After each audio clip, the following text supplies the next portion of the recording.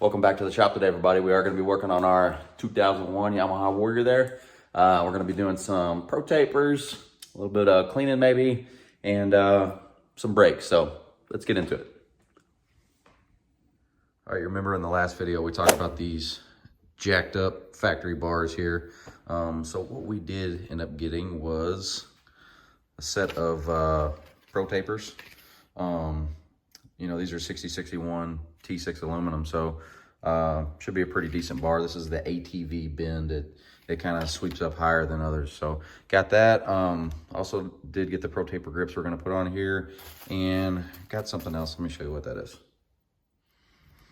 We also got two brand new brake calipers for the front. Remember those fronts I showed you guys were locked up? So looks like it came with all the hardware. It's got brake pads already installed, so that's good.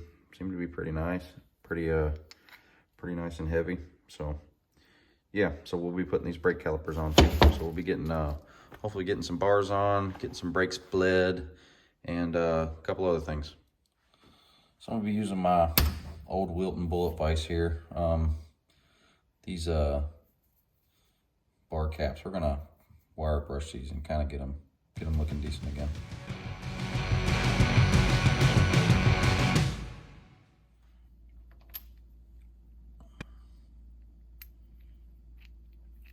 That's a little better. All right, we're gonna see if we get some pro tapers on here. Should be pretty simple. It's 4 12mm bolts. These are 7/8 inch bars, by the way.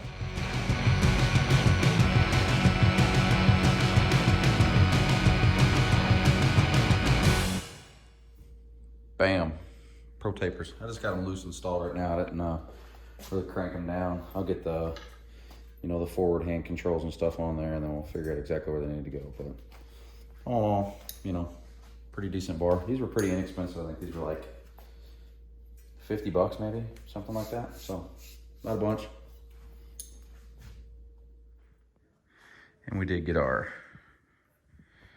pro taper pillow top grips on there, so came out looking pretty cool. It's actually a pretty comfortable grip. This is hard plastic cap on the end, so if you dump it, it doesn't rip your grip off like a traditional. Let's get some hand controls on here.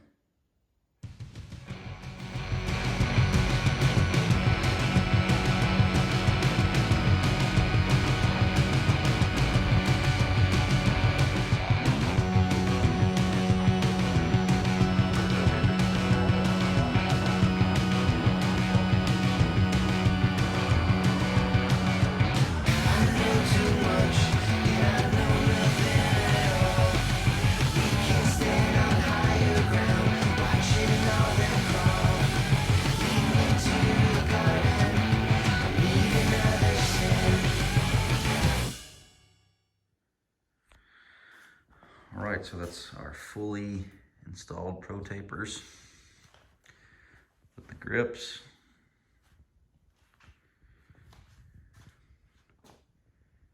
Everything came out looking pretty good. And they're not fully tight. They're just kind of snugged up. But yeah, I think it came out looking pretty good. Okay, so we are going to be changing out these brake calipers on this Warrior. These are some of the items I think that we're going to need. Drain pan. Always have a little fluid bottle with a length of hose in there for bleeding. Got a little Milwaukee impact there with a 3/8 extension, 12mm wrench. You can use a wrench or a socket, either one, or a ratchet, I mean. Got a ratchet here with a couple 12mm sockets. Got a small pair of vice grips there. Sometimes I use these for pinching off brake lines if they're rubber. Got a couple Pro Tools. My calipers are frozen pretty much on those, so in case I have any trouble getting them off, we can pry them off or just use a little rubber mallet to knock them off. So this four-wheeler does call for .4 brake fluid. I have .3. I don't have any .4 currently with me in the garage. They are compatible fluids. You have to do your own research on that. I'm not telling you to use .3, but the only difference is really the boiling point for .4 versus .3 is a little bit higher. Like .4, I think boils at 440 something degrees, 450 degrees, whereas this boils at 410 or 5 or something pretty close to that. So let's see if we can get these brakes changed. Okay, so I've already swapped the other caliper right there on from the other side. Haven't done any bleeding of the brakes, so I did one side. Show you guys how to do this side, or just how I do it. I would turn the controls one way. All the brake lines have this spring on them. I'll just pull that spring up and I'll just crimp this line off like a little ways up. And I always do that. Might not be necessary, but it's just something that I do. I take the 12 mil. These should not be tight. One on the bottom.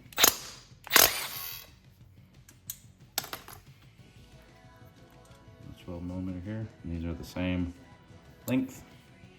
So now this is free. Technically our caliper should come off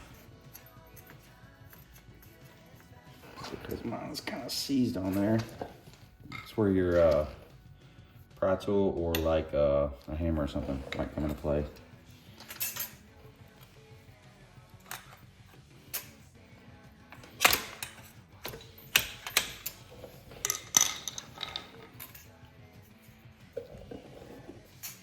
My dust shield, you know what? That's a good point.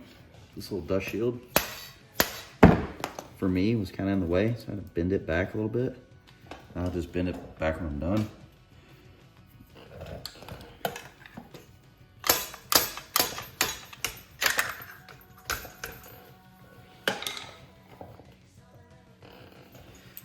That one's on there pretty good.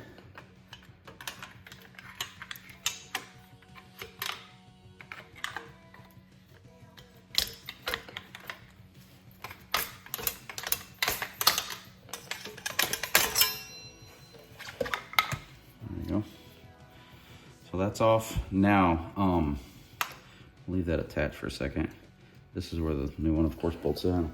The new caliper on my other one, this bleeder here was completely loose. So that's an 8 mil. So just go ahead and snug that up. You're gonna have to crack it loose when you bleed them anyways.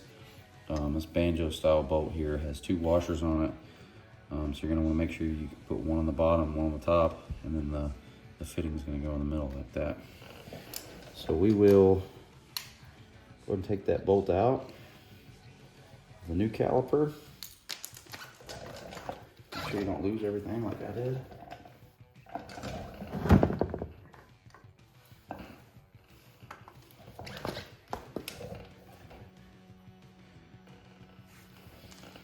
And crack this 12 millimeter here loose. Nope.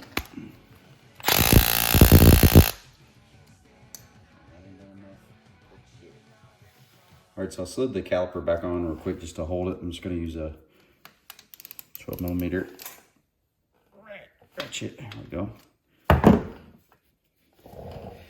So I got that on, so I'm going to pull my caliper back off.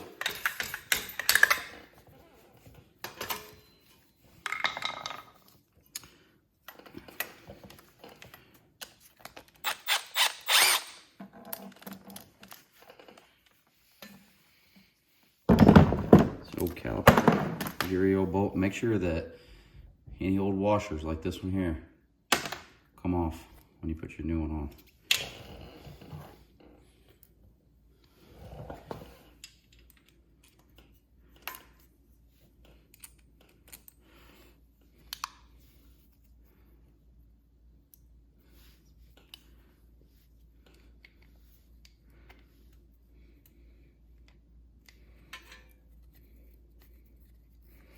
New one should thread right in.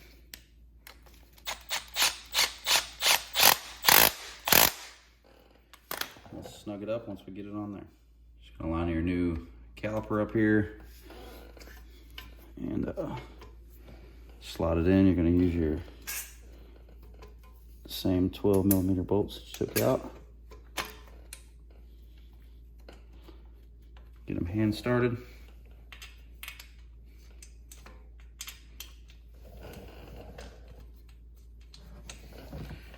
Once they're hand started, you can bring them in. I don't know the torque spec. Snug.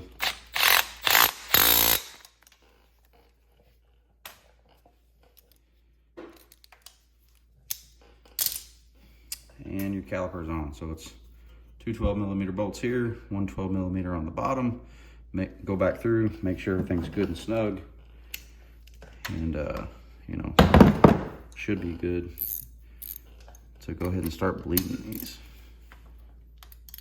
Oops, I hope I did it the right way, huh? Good and snug. So, yeah. Nice and free. I did forget to mention you're gonna need a Phillips screwdriver. You got 2 Phillips head screws to take your front brake reservoir off. Now I'm gonna put a little bit of fluid in here and we'll bleed these brakes.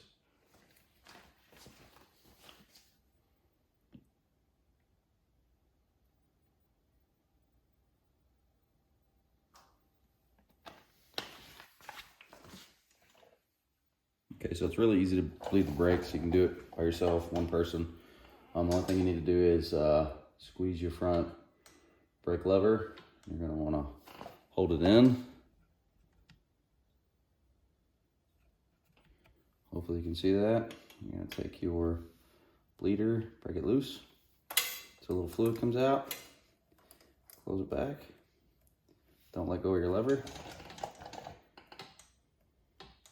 Going good, hold in, break it free, close it, pump it, break it free, close it.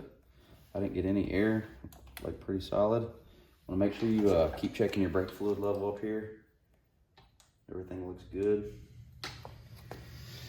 Not sure if you guys can see that or not, but just a little bit of, I don't want to turn the bars too much. I don't want to lose a lot of brake fluid there, but you know, just a little bit came out of the bleeder, not very much. You're just gonna make sure your bleeder's tight and clean off any excess brake fluid that you have. I tried to use my little hose there, but my hose is too small. The bleeder's the bleeder's for car vehicles, so it didn't fit on this one very well. But just do that and repeat the process on the other side. Pretty simple. All right, so couldn't really show bleeding the brakes very good. Pretty simple. Just make sure that you have your brake fluid reservoir filled back up and put that top back on. I'm gonna keep these. I was looking at it. These they're the factory Nissan ones and have the factory Nissan brake pads. So I'd say that's probably original to the bike. Make sure that you have both of your washers on there. You know, essentially that you didn't double O-ring it or put double washers on there. Or else you're gonna have a leak. And then the last thing is just, you know, hand lever feels good and everything. So we were completely seized before, whereas now we can move free. And then when you activate the brake lever, it locks up good, and that's on both sides. So pretty simple to do. All right, everybody, thanks for watching. We did do the brakes. This is broke up in a couple different days. Did do the brakes, did the pro tapers. Got quite a bit more stuff to do. It is a long weekend, so hopefully we can get the exhaust redone. We can get all the plastics back on. We get the battery in. We can get this thing fired back up. Get the oil changed. Get the wheels polished. You name it, right? We got to get the body armor back on. Got to get the lighting system all set up. Front bumpers back on.